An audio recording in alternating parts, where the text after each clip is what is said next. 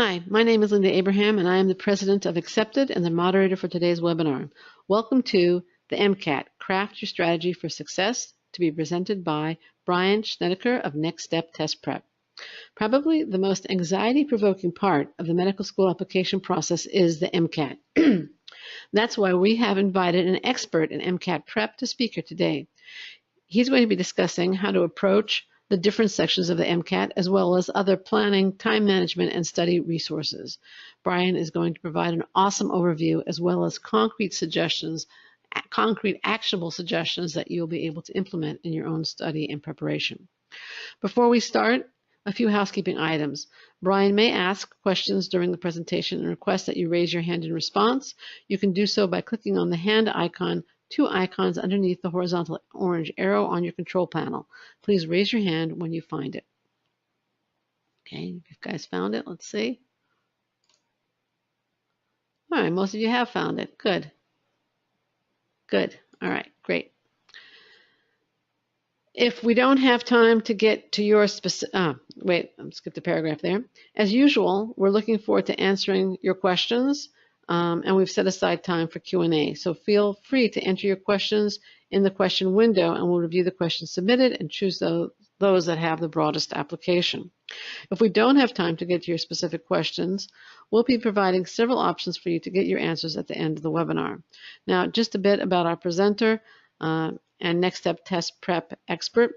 Bryan Schnedeker is VP for MCAT Content and Tutoring at Next Step Test Prep and has been teaching and tutoring test prep since 2001. He himself has earned a 525 on his own MCAT. Bryan, the floor, or should I say the mic and screen, are yours. Thank you very much, Linda, and thank you so much for inviting me here to talk with folks today. Give me just a second. I'm going to go ahead and get my camera set up there so everybody can see me. I'm going to go ahead and turn on screen share so that everybody can see the PowerPoint presentation. And as Linda had said earlier, the title for today is Finding Your Own Way, Crafting a Personalized Strategy for MCAT Success. And Linda gave me a great introduction there, so I can move quickly over this introduction slide here. That I'm the Vice President for Content and Tutoring. I've worked with thousands of MCAT students over the years. I've, of course, taken the test myself, got a 44 on the old exam and a 525 on the new one. But most importantly, is not the titles or my own kind of personal numbers. It's that I continue to work with MCAT students personally. Because I'm the VP of content for Next Step Test Prep, I obviously have a whole bunch of stuff I do as part of my job, but at no point have I ever stopped teaching and tutoring. So every year I take anywhere from 1 to 3 or 4 one-on-one tutoring students for myself, because I think, and all of us here at Next Step think that, our core role as educators is the core to our identity. So even though I'm busy working on, books and tech development with our new tests and how, managing a whole team of people here at Next Step, I still like and value working directly one-on-one with students. So that's a little bit about me. I'd like to hear just a little bit about you all. Linda had told you earlier that you can type into the chat box or type into the question box. So I'd like everybody to just take a second real quick and type into the question box. Tell me where you're logging in from. I always like to get a sense of the geography of the audience. Go ahead and type into the question box where you are today. All right, so Barbara's in Los Angeles, a neighbor.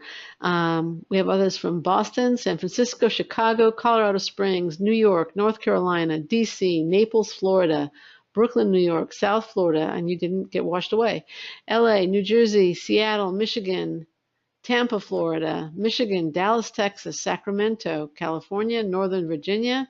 Nice spread over the country. Toronto, Absolutely. Canada. So we're getting outside the United States now. There we go. Yeah. I was just in Naples, Florida. I took a vacation down there, saw the Gulf for the first time. Naples was gorgeous. We did the whole thing where we paddled on the kayaks through the swamp. I had an alligator swim at me that was the size of my kayak. That was an interesting life experience. A little scary. Kentucky. Terrifying. Yeah.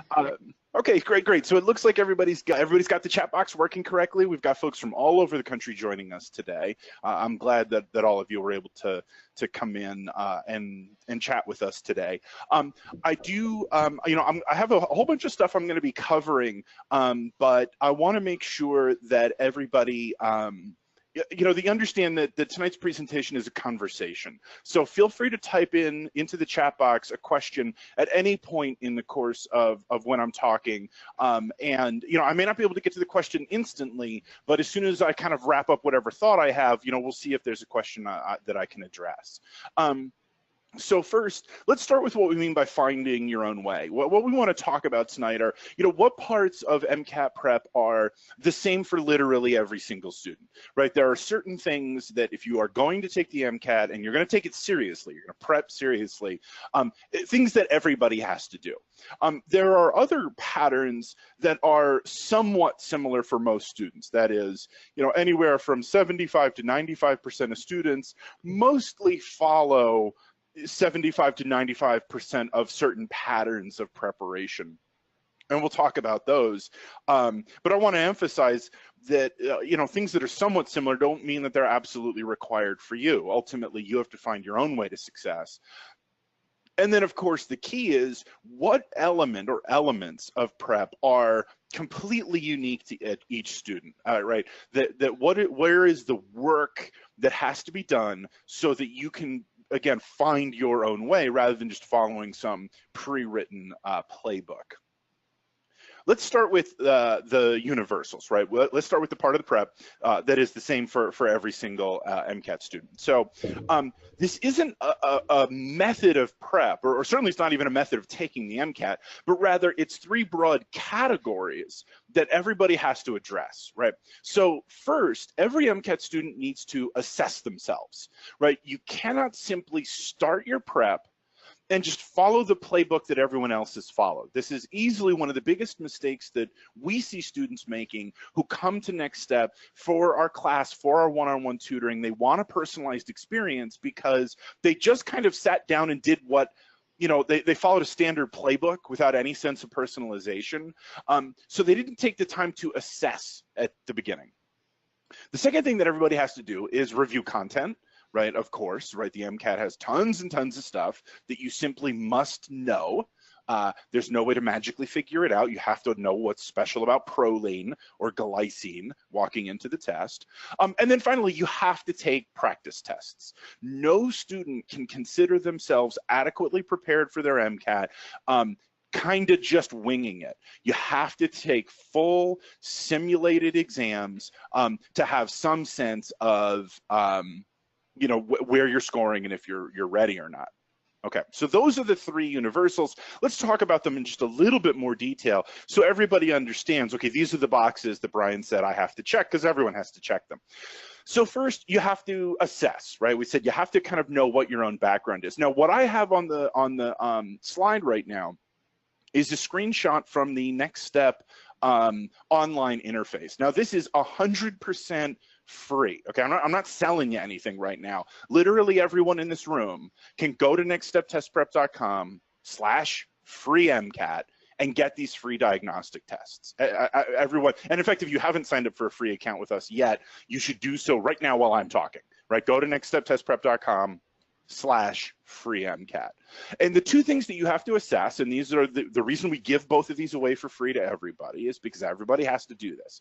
First, you have to assess your MCAT reasoning and test taking skills. I always like to tell the story of a tutoring student or a potential tutoring student I had one time about 6 or 7 years ago before the MCAT changed. But when it still had bio and orgo and physics and verbal, I mean, it was largely the same to what it is now. And I had a woman come to me who was asking about one-on-one tutoring, you know, should I buy it, yes or no? And she was in her early 50s and had been working for the past, 25 years as an attorney. No science at all, right? No, hadn't touched a science textbook since the 70s or whatever, the early 80s. And so I said, look, before I take any money from you, before I start, spouting off instructions about what you have to do for the MCAT, let's just assess your ability to take a multiple choice exam. And so we gave her the free MCAT diagnostic. At the time, we were using a free AMC exam. And she scored with absolutely no prep at all. already in about the 75th to 80th percentile. Just walking in totally cold, she got a score that would be equivalent of about a 506 to a 507 on today's scale. And you know, and that just blew me away. And I said, okay, well, I'm not going to sell you tutoring because you don't need to spend your money with me. Your test taking skills are already so strong. After all these years of critical thinking and being such a good reader and analyzer, that your test taking skills are through the roof. You need very little prep. And so that's the thing you have to do right at the beginning. Take an MCAT diagnostic. You're looking for, how am I handling these passages, especially how am I at handling the reading passages, the reading links, the reading analysis, right? That doesn't require any science background. Once you've assessed your reasoning and test taking skills, the second thing you have to assess is your science content knowledge. You need to see, how much of my science content have I retained from my, 2.5 to 4 years of college that I've completed. This can have a profound impact on your preparation process. It's likely that you're going to fall somewhere in the middle of the bell curve, because just the law of large numbers says that most people are going to fall into the middle of the bell curve, and you're going to need an roughly average time to prep. But if you take a science content diagnostic from us and right from the get-go can score 80 to 90% correct or higher, then your science content is very, very strong. You have an exceptionally good memory, and your prep timeline could potentially be weeks or even months shorter than most people. Conversely, if you really struggle on the science content diagnostic, you score, we see students all the time who score not much better than guessing, right? 25% right is guessing. We see students come in who score maybe 30, 35% right on the science content diagnostic. No, that's a student who, it needs to know right at the beginning. Don't set yourself up for frustration and panic and failure. Recognize that you're going to need to spend a lot of time on science content review.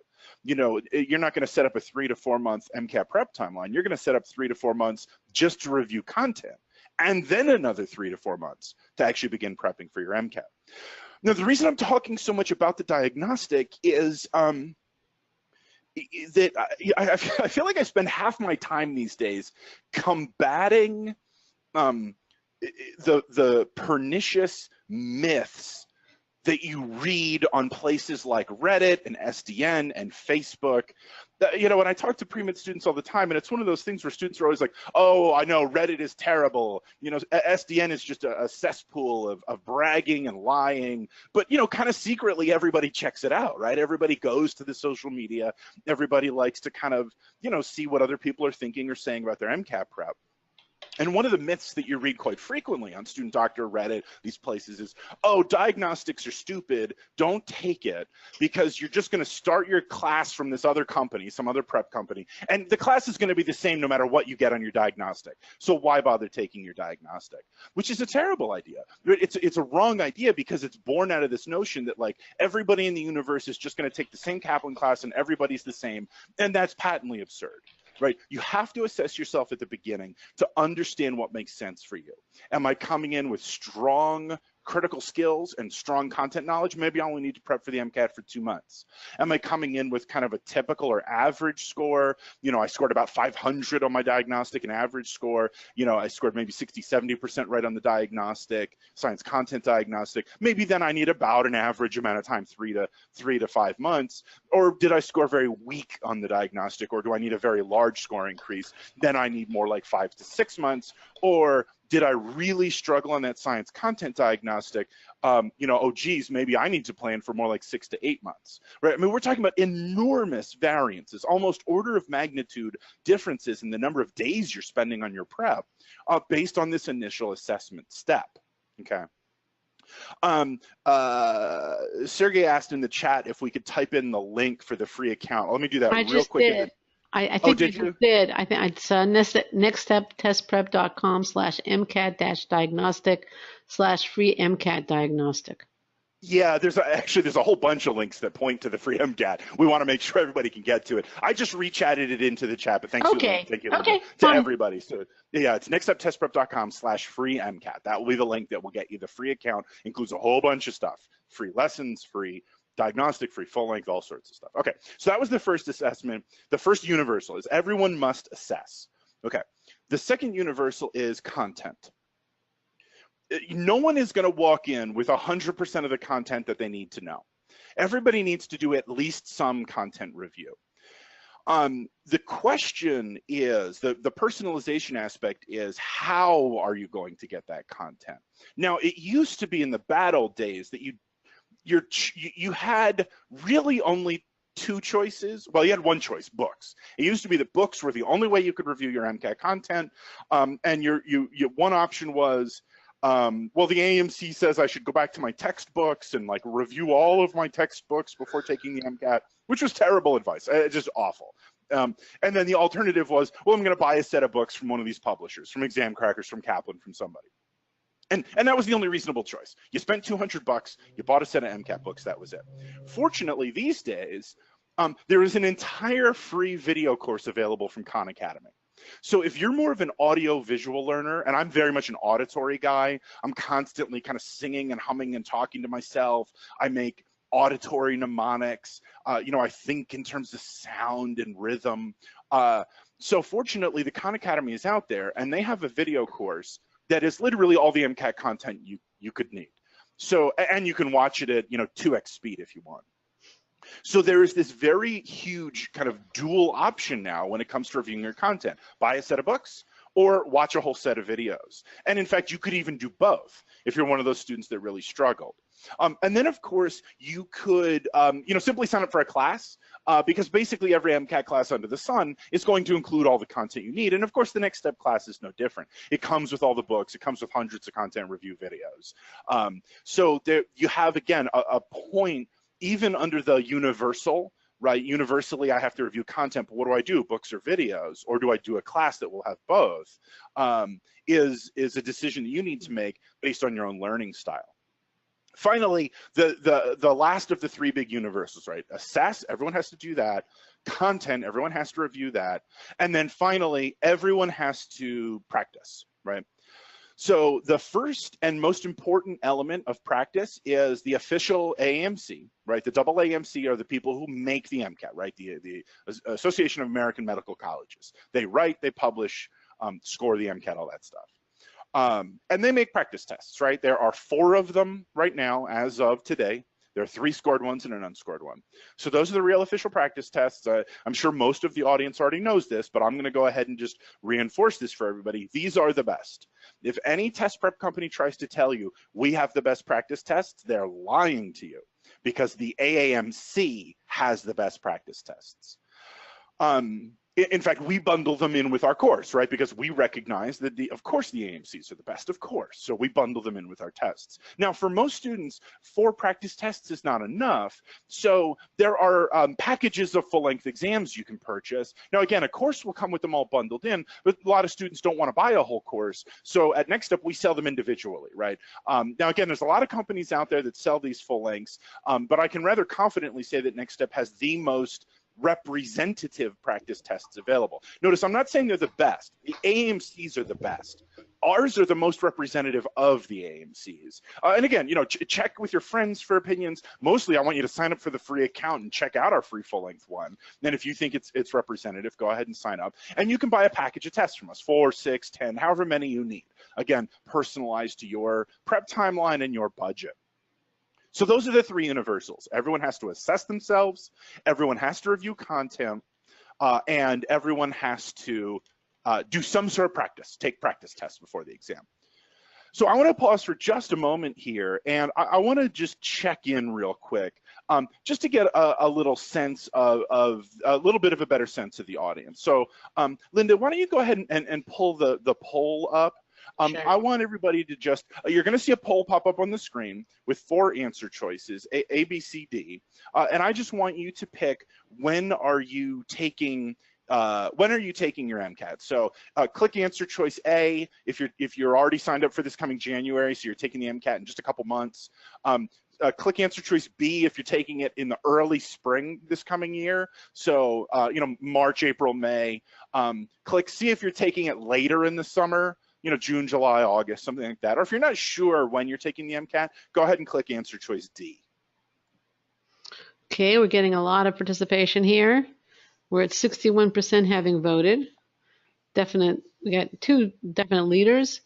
76% having voted. Can we get it over 80? That's Can we get it over phenomenal. 80? Yeah, 5, 4, 3. Come on, we're almost there. Anybody else want to vote? We only need 2 more people to vote. Come on. It actually went down. I guess somebody came in. 5, 4, 3, 2, 1. I'm going to close the poll with 76% having voted. Here's the results. All right, so you have 25% are A. That is studying now, right? I would certainly hope they're studying right now. Yeah. Yeah, that's And 48. January's going to come soon. Well, yeah, I think 48. Well, maybe you should say what A, B, C, and D are. Okay. Yep. Can Yeah, you can see and the so results, right? yeah, absolutely. So the majority of what we've got here, right, is about a quarter of the class, the group, is coming up in January, and about half the class is coming up in the early spring, with another quarter coming a little bit later. So that what that sounds like to me is we've got a fairly typical distribution. Like I said, most people prep for something like 3 to 4 months, and so we've got an array of folks here about 3 to 6 months out. So that sounds very normal. If you're not sure, decide soon, right? Do these assessment steps and make your decision very, very soon about when you're taking the MCAT, because you want to be able to build your timeline and you want to be able to register and get the test date that you want, right? So for those who click D for not sure, start spending some real time and some real brain power figuring this out. Okay, one other question I want to check in with folks about here is, if you have started prep yet or have already committed to a particular kind of prep, I just want to get a sense of what people are thinking about how they want to prep. So Linda, can we get another round of ABCD Sure. poll up here? There you go. Yep, so click on answer choice A if you're just going to buy tests and books and you're going to self-prep. Click answer choice B if you're already planning to take a classroom course, like a next step classroom course, or if you're already signed up for a class. Click C if you're planning on one-on-one tutoring, or if you already signed up for one-on-one tutoring. And if you're not sure how you're going to prep, go ahead and click answer choice D. Again, I'm looking for kind of what you think about either how you are currently prepping or how you're planning to prep. Okay. All right. We're about 78% again. Can we get it over 80? 5, 4, 3, 2, 1. We're with 80% having voted. Here are the results. Yes, 73. Okay, so overwhelmingly, this is a self-prep group. Answer choice A, self-prep, books and tests, was what over almost 3/4 of the rooms talked about. Okay, so that's actually very, very helpful for me to know. So I'll keep that in mind as we move forward, that folks are when we talk about these universals of assessing yourself and practicing and doing content, it's folks who are going to be buying books, watching videos, rather than doing something like one-on-one tutoring. Okay, so Barbara asked when we should take the MCAT. Barbara, I'm going to answer that question very briefly, and if you want, we can come back to it at the end, because that's a question we could spend an entire hour on, just when is the best time to take the MCAT. The short answer is take it when you're ready. And when you're ready means you have at least taken all the AMC practice tests and you've gotten scores that are near what you want. You've finished all your prerequisites. Typically, you've spent anywhere from 2 to 6 months prepping for the exam. Make sure you're ready for the exam. Okay, so I talked about universals. Let's talk about first what's kind of just generally similar for most people. So the thing that's largely the same for most students is the flow of prep. That is, you start with content review, either books or tests. Then you move into passage practice, not taking full exams, but just practicing individual passages or individual sections. And you do things like, do the practice passages that are in your books, or use the AMC question packs, or buy the Next Step Strategy and practice books, where you're just doing individual practice passages. And then once you've gotten comfortable with passages themselves, you move on to simulating full-length exams through something like the AMC or the Next Step exams. And like I said, the typical timeline is something like 3 to 6 months. Now, I say that's similar for most students, but again, each step along here is very expandable or compressible. If you did really well in your assessments, content review might only be 3 weeks. If you really struggled in your initial assessments, content review might be like 6 months. Similarly, your practice exams, if you have a knack for test taking, you might be able to take the 4 AMC exams, the 1 free Next Step one, and basically be ready to go. Or you might need to take as many as 8, 9, or even 10 or more full-length exams.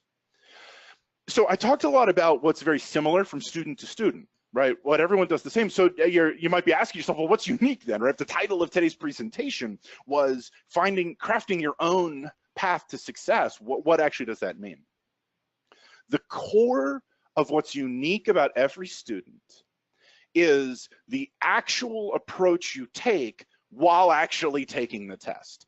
So the basic schematic, content, practice, tests, yada, yada, that's all the same. But when you're actually taking the exam, you're faced with a passage and you have to make a decision. What do I do? You know, do I read it? Do I look at the picture? Do I look at the question? What are my mechanics for going through it? And that's unique to every single student. It's completely idiosyncratic. There's no right answer here. I say this all the time about MCAT prep. There's no such thing as a right way to deal with an MCAT question or an MCAT passage.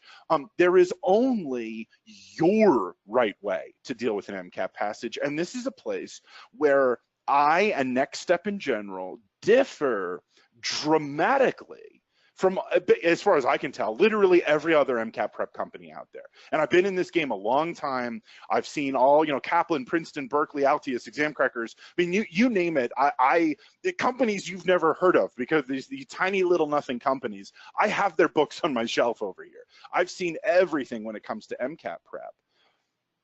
And it seems to be this universal thing that every company seems to think they have stumbled upon some magic algorithm that if every single student did it, everyone would be getting a perfect 528. And that's hogwash. There's no right way. There's only your right way. Because at Next Step, since we started as a one-on-one tutoring company, we recognize that every student's brain is unique. Everybody's mind is unique. The way you think about things, the way you analyze things is going to be idiosyncratic. It's going to be unique to you. And so at Next Step, when we talk about analyzing passages and analyzing questions, we don't like to tell you, here's how to analyze an MCAT passage. We like to tell you, here are the tools for how you can approach the passage.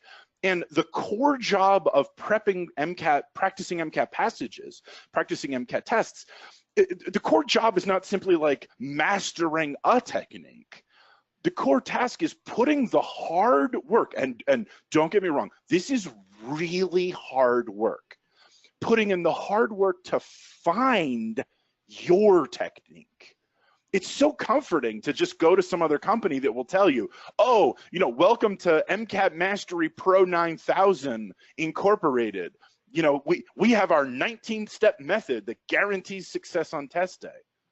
Like, hogwash. Nobody has a 19-step method that can guarantee success on test day. You have to work your butt off to figure out what works for you. You can explain it to your friends. You can have your friends tell you what their tricks and tips were. But in the end, you're just going to have to try it out and see what works.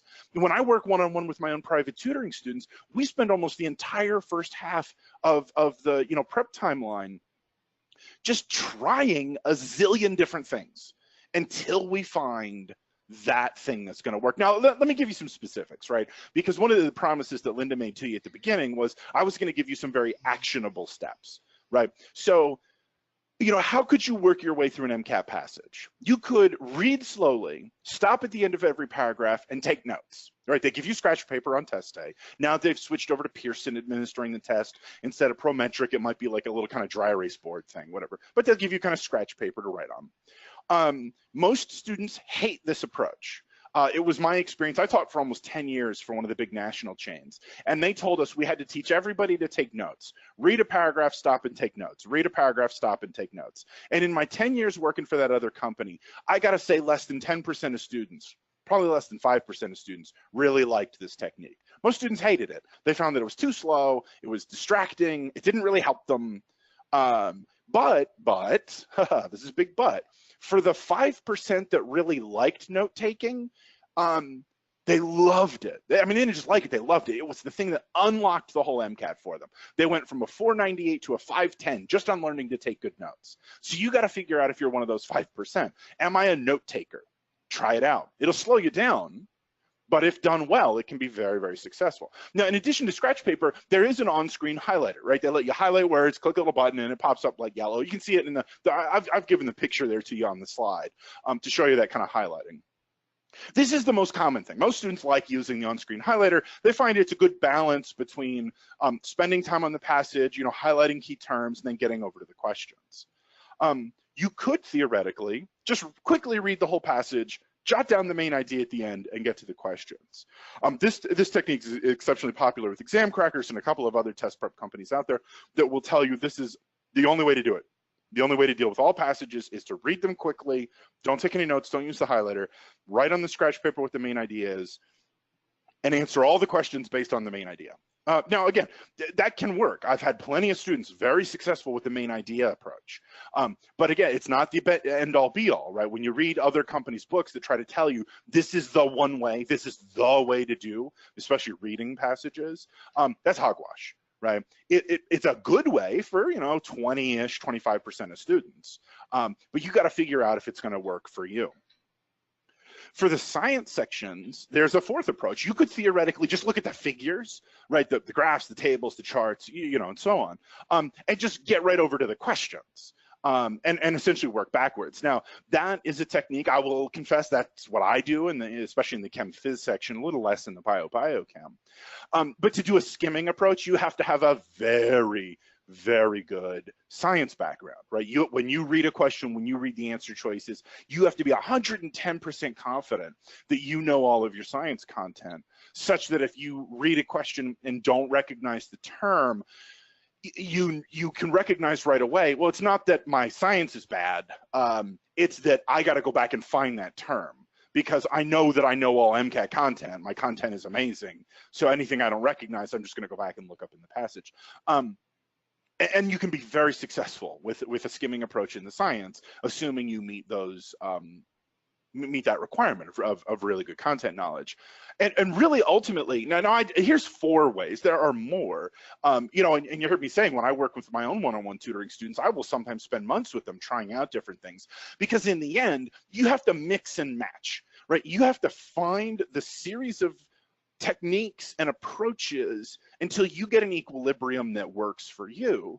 And the thing about this is, it's hard work. It takes a lot of time. One of the most common mistakes I see students make is, well, either first, they don't try different things. They just read a book who told them you have to take notes, and that's all they ever did. The second most common mistake I see is that they read a book that told them a technique. You have to just write down the main idea, don't do anything else. They thought that that was the only possible answer. They tried it, they were unsuccessful with it because it was a technique that wasn't suited to them. So then they just kind of got frustrated and gave up, right? They gave up on the whole notion of strategy. They said, well, yeah, I bought a set of books. They told me I had to do X, and that sucked. I just didn't like X. So I just kind of gave up on strategy, and I just did whatever felt comfortable. There was no rigor to it. There was no pattern. There was no method to the madness. I just kind of did whatever I felt like, because I only ever was, no one ever told me I should try different techniques. I tried one thing, it didn't work. And so those are huge errors, and we need to make sure we don't make them. We need to make sure that we are, for example, note-taking, you try it out, you will find that it slows you down. You won't like it at first, but you don't give up. You got to spend 2-3 weeks or more really seriously practicing note-taking. You have to give it a real try, really hard try. And if you come back to me and say, look, Bryan, I have done 3 passages a day every day for the past 3 weeks. I have been note-taking like you wouldn't believe, and I'm not getting any better. It's just not working for me. Then I would, say, okay, I agree, fine, note-taking is not for you then. Similarly with main idea, using the highlighter, skimming, any one of these techniques, you have to be willing to put in the hard work to actually learn what techniques work for you, rather than just some fast, lazy, thoughtless, well, I tried it once and it was no good, so I gave up. Right? Okay, so there's 4 ways to approach the passages. Now, how do you deal with the questions? There's a whole host of different methods and rhythms and styles you can use to approach the questions. I want to address just the core dichotomy in handling questions between what we call prediction and what we call process of elimination. Now, process of elimination, you all know what that means, right? You read the question, you immediately go to A, yeah, that's no good, cross it out. B, maybe.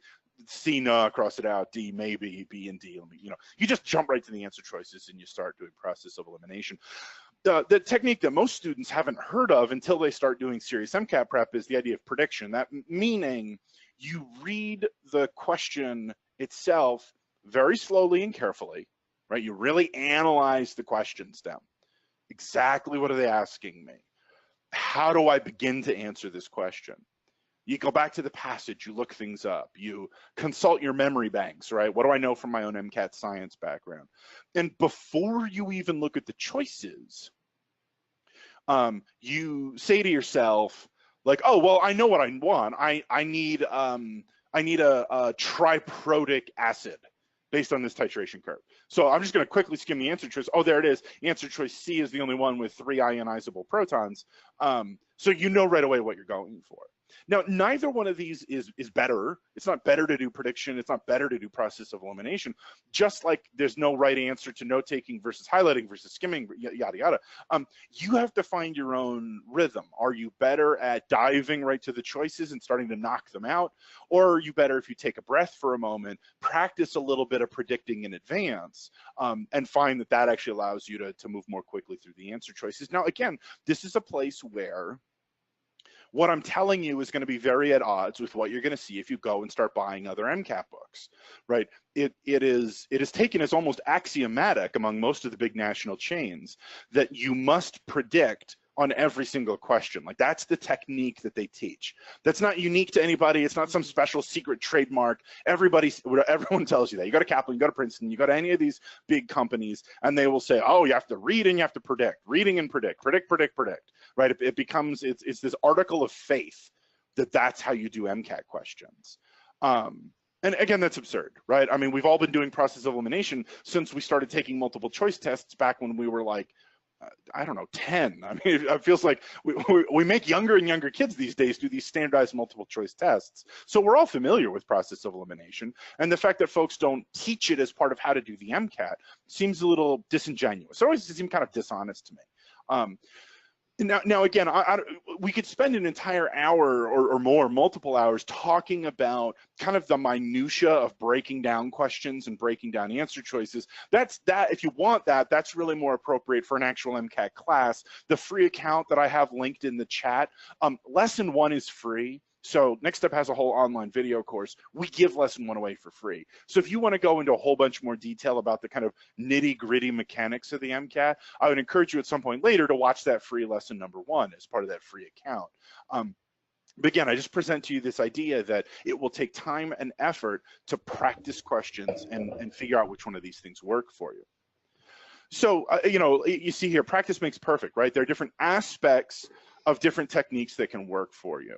Right, you just have to practice note taking and highlighting at the same time, or just highlighting proper nouns and then jotting down the main idea, or only note taking when it gets really technical and confusing and then jotting down the main idea, or whatever.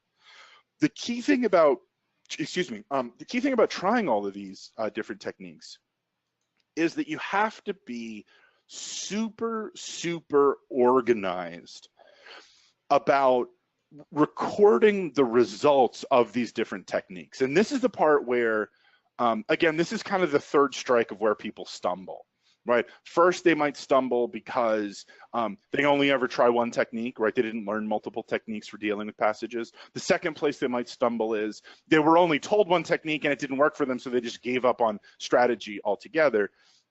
The third is, you come to this webinar, you hear me talking about this, so you realize, oh, there's all different strategies, but then you just kind of flail around without any rigor or organization. So the big thing that I'm going to suggest here is, keep a spreadsheet where you jot down exactly what technique you are using, keep track of the timing. Did I finish this early, late, quickly? Your accuracy. It may have slowed me down, but was my accuracy good? And then finally, your comfort level, right? Did this technique make me uncomfortable? I didn't like it. It didn't feel good to do. Was this technique basically fine, or did I really like it? It felt good to approach the passage this way. And again, you want to be practicing whatever techniques or combination of strategies you're using on probably at least 2 or 3 dozen passages before you ultimately decide, yes, this works for me, no, this doesn't work for me. And you may even want to switch it up, right? Your overall strategy might end up being, oh, If it's one of those experimental passages with like 3 different graphs, I'm just going to skim really quickly the graphs and go to the questions. But if it looks like it's all just text, it looks like verbal or a textbook, I'm going to slow down and I'm going to highlight, right? So you can even have like a combo strategy where you change it up based on what the passage looks like. That's obviously really tough to do, right? I mean, it takes tons of practice to find that hybrid strategy. But again, very common, right? Very common to have one way to deal with science, one way to deal with cars, another way to deal with psychology. The key is that you're not just treating yourself as if you were some uniform cookie cutter person following some uniform cookie cutter approach. So having spent all of that time talking about how important it is to personalize your experience, I want to talk just for a few minutes about how Next Step offers that personalization. And I want to start just by explaining for a second here, kind of who we are at Next Step, what our values are. Because we're not some big national corporation with 1 million shareholders. We're a tiny little company focused primarily on the MCAT. And for us, this is who we are. We're educators. Our primary value at Next Step, why we do what we do, is that we educate every day, and we're approachable and authentic in how we do this. Everyone at Next Step is an educator. You call our toll-free number, there's literally no salesman, right? You're not going to get some sales call center. You're going to get a test prep expert, someone who is themselves a teacher or tutor or was in a past life, someone who's been in the industry. And our online course provides all of the personalization aspects that I've been talking about, right? So yes, it provides the same resources to everybody, but it allows for personalization in a way that I frankly haven't seen in all my years at any other prep company.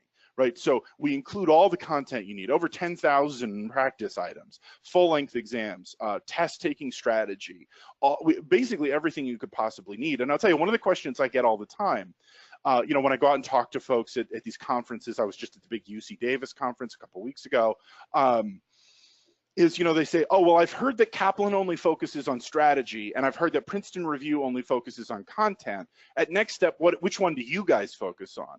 And the answer I always tell people is neither. We focus on you, right? You as a student, what do you need? Do you need content? We're going to provide that. Do you need strategy? We're going to provide a streamlined strategy set of videos, right? So our course is not based on some abstract notion of the right way to prep. It's focusing on what each individual student's personalized needs are. Now, I want to talk more about the prep materials here because most of the audience said you guys are self-preppers.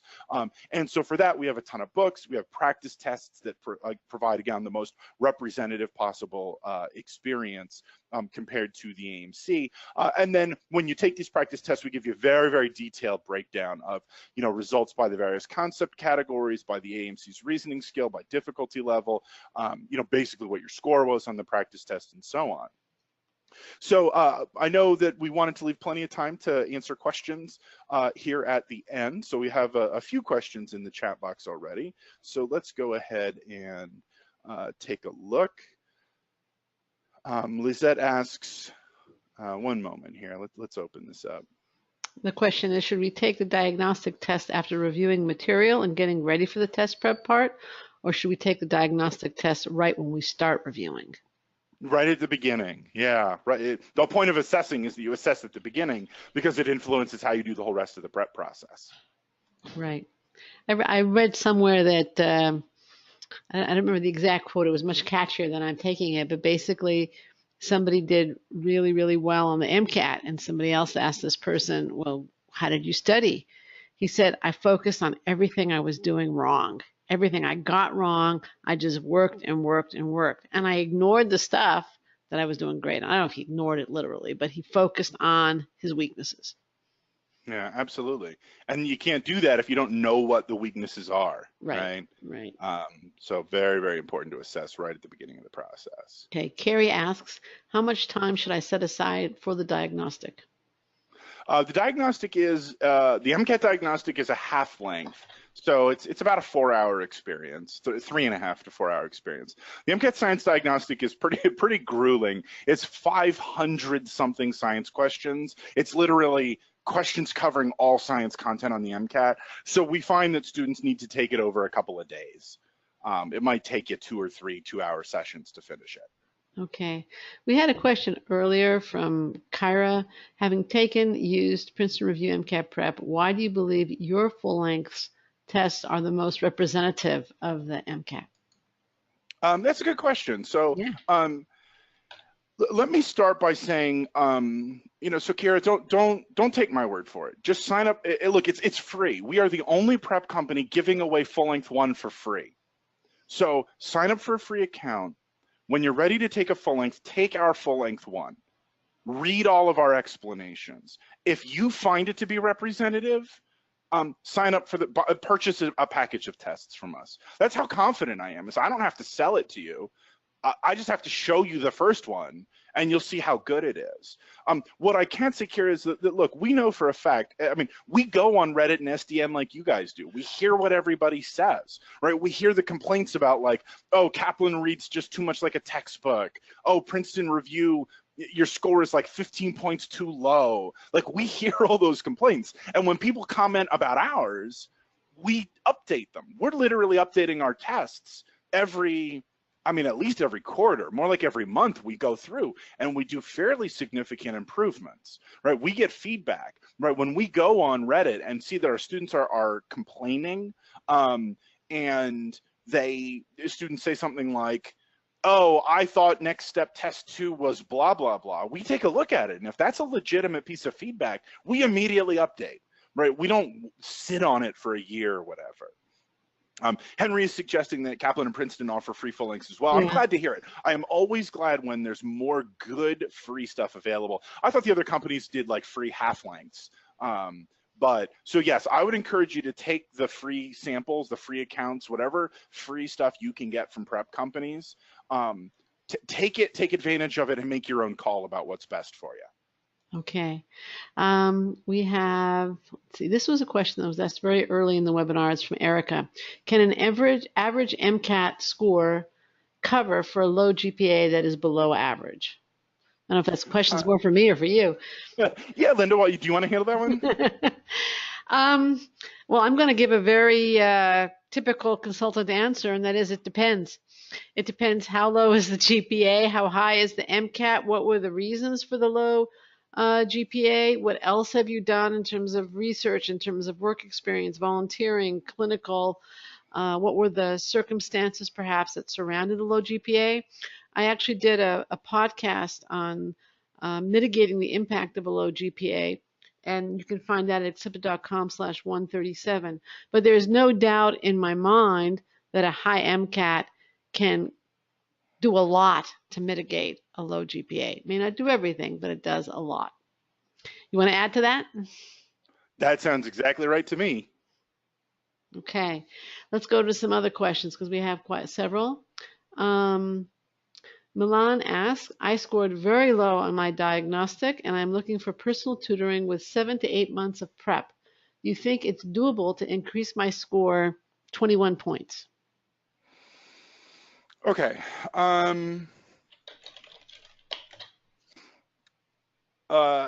Should I repeat that, or you got it? No, I sorry, I have a tough time answering when students say things like, I want X score improvement, can I achieve it? Because look, the answer is always yes. I thought you were going to say it depends. Yeah, it's funny you say that because I have a GD. I actually went to law school in addition to medical school, and I thought that was like the first day of law school was like, well, the right answer is always it depends. So is it possible to raise your score X number of points where X is whatever number you want? Yes, theoretically. The single biggest score improvement I ever saw was 22 points.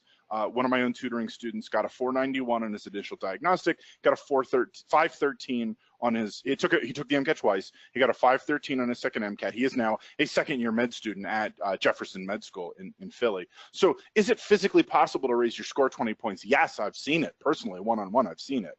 But I don't want to, at the same time, I don't want to tell you that that's going to be easy. I have been teaching and tutoring in the MCAT business for 16 years now. I've worked with literally thousands of students, and I have only ever once seen a student get a 20-point level score increase. That was 2 years ago. Only ever seen it once. So is it possible? Yes, it is sure going to be tough.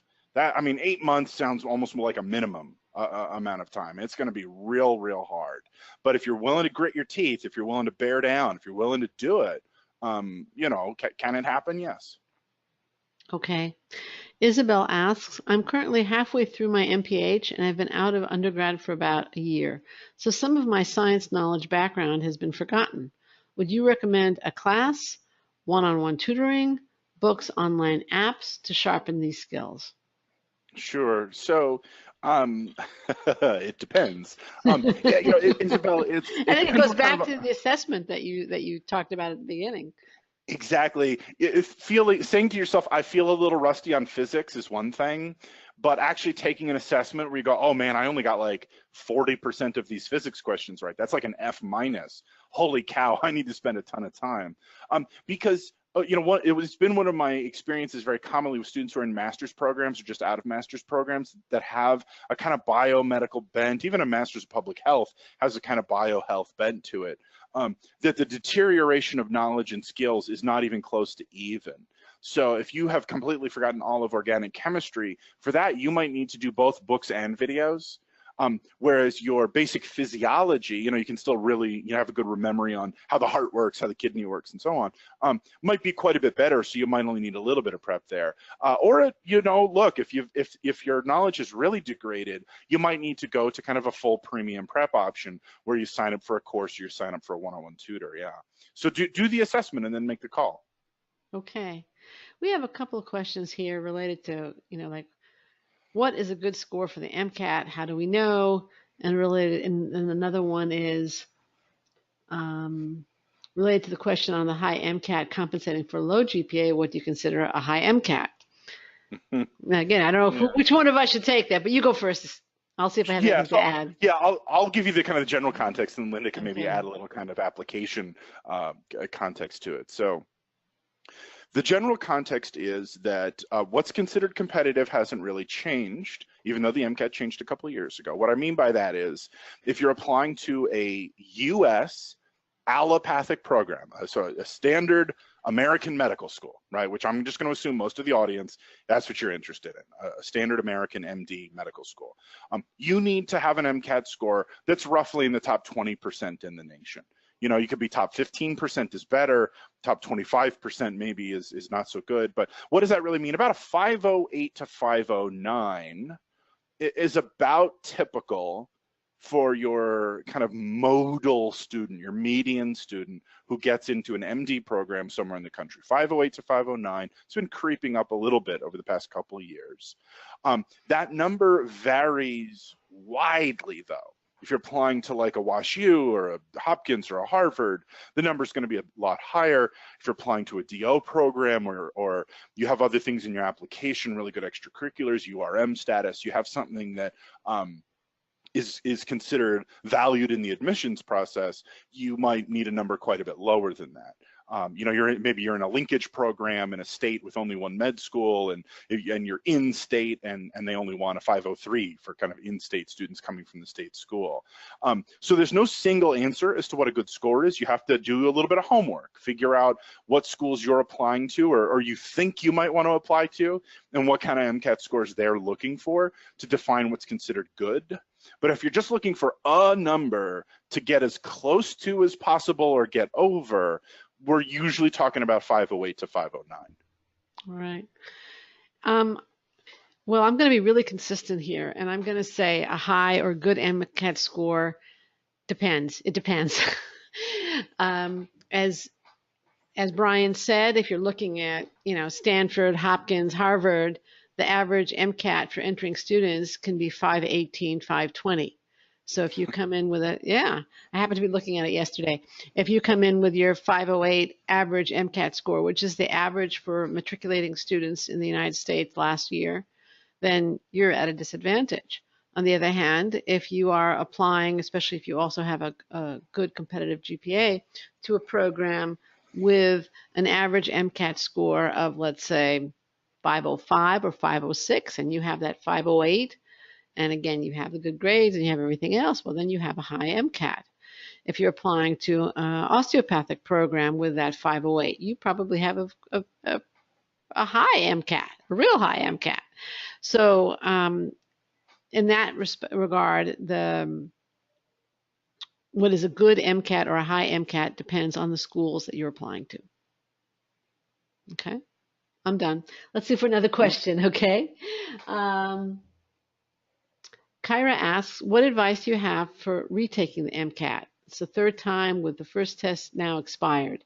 I'm in a master's program currently, but really worrying about taking the MCAT again and knowing I need to improve my score. Mm-hmm. So that's a real common concern, especially for folks who come to webinars and who seek out additional advice and help when it comes to the exam, is the retake issue. And again, I could spend hours talking about that. I think Linda and I may have even done a webinar about that some years ago on retakes. But I have one main piece of advice that I want to say to all of the dozens of people in the room. If you are a retaker, do not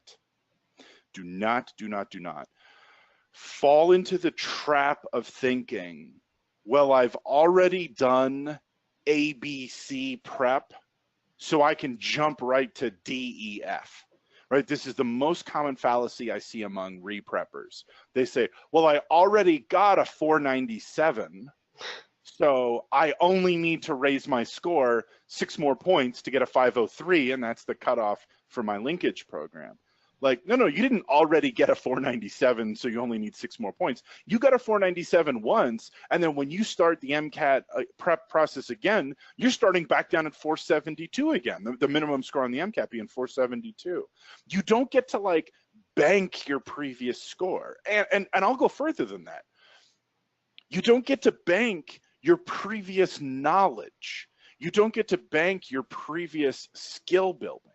All of the prep that you did that led to a disappointing score the first time is not a shortcut or an advantage on a retake. It is a detriment because you did something wrong. Or maybe not you did, but or let me say it in sort of more passive voice, something went wrong. And so when you are retaking, I tell students, you don't get to retake on less time. You actually have to put more effort in on a retake, because now not only do you have to restudy all that content to make sure it's fresh at the front of your mind, not only do you have to re-practice all those passages to find a good strategy that works for you, you have to unlearn whatever bad habits led to your disappointing score the first time. So again, I see this constantly. Well, especially one-on-one tutoring, we get a lot of repreppers.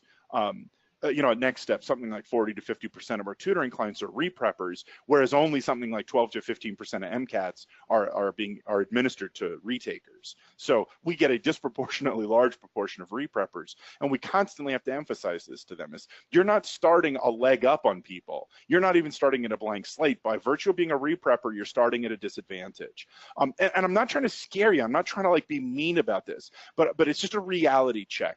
If you're going to reprep for the MCAT, especially if you're going to reprep for a third or a fourth time, you have to bust your buns. It is so much work to raise that score on a reprep. So when you start thinking about planning out your time and resources and how much you're going to invest, the minimum investment is what you did last time plus 20%. Okay. More time, more effort. Yeah. Just to add to what Bryan is saying, I don't own stock in Next Step. We've cooperated on some initiatives, but there's no benefit to me if you guys sign up for a Next Step test course. I want to point, I had a call with a mom a couple of weeks ago. Her daughter was getting very, very frustrated. I think she'd taken the MCAT 3 times. She still wanted to go to an allopathic U.S. medical school because she wanted to go to a specialized residency. But she insisted on self-prep for each of her MCATs. I think one time she took a test prep course from one of the major companies. Otherwise, she did self-prep because she didn't find the course so helpful. And I said, look, the course may not have been, I was talking to the mom, not the daughter, and I said to the mom, she has to change her prep. The self-prep didn't work either.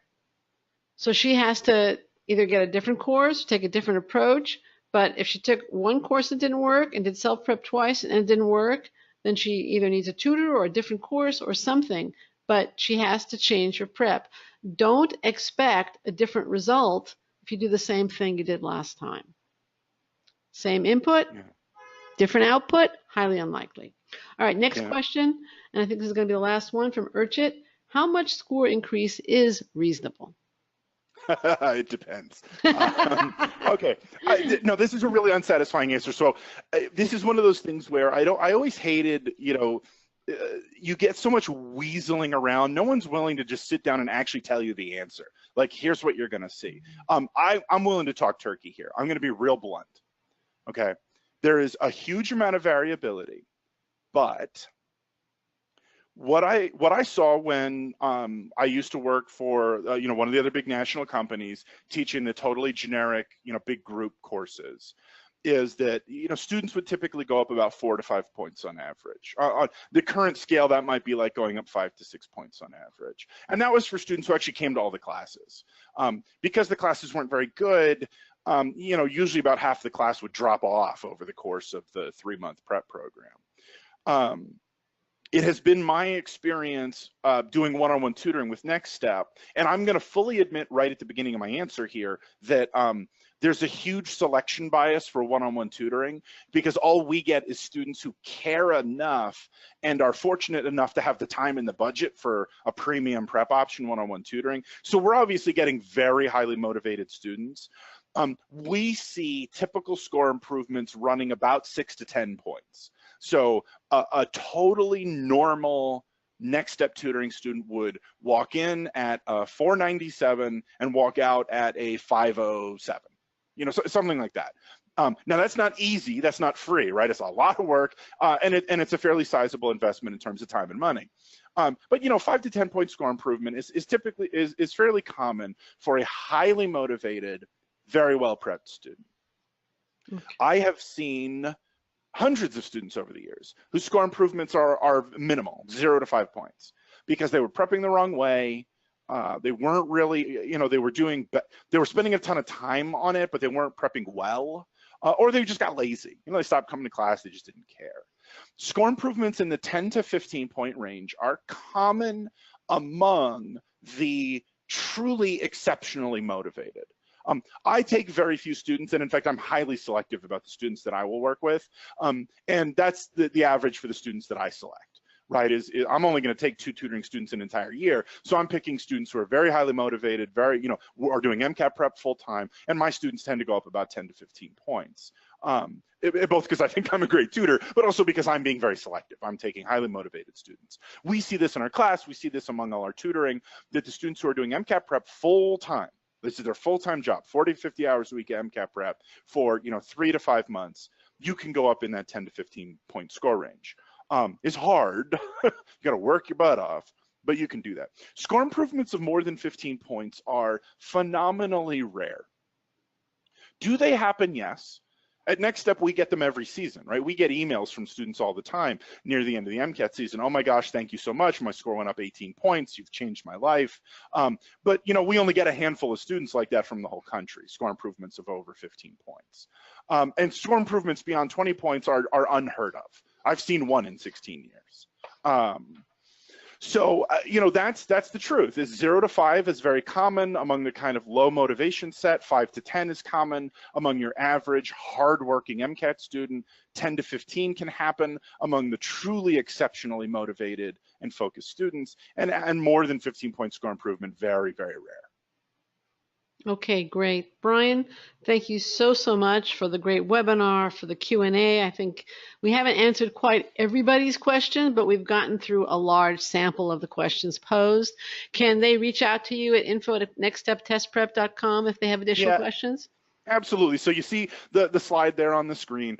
There's the email address there to reach out to us, and then that toll-free number. Again, I really want to emphasize that toll-free number is not a call center. Okay, you're not going to reach some salesman call center who are just going to high pressure you into buying whatever, right? Our toll-free number is staffed by Next Step staff and faculty So please do email us, give us a call, reach out with any other questions or concerns. Okay, great. I also want to tell you that Accepted has a gift for webinar participants. It's called Navigate the Med School Maze, 12 Tips from Start to Acceptance. And we'll be sending out an email shortly with links that will allow you to download this gift.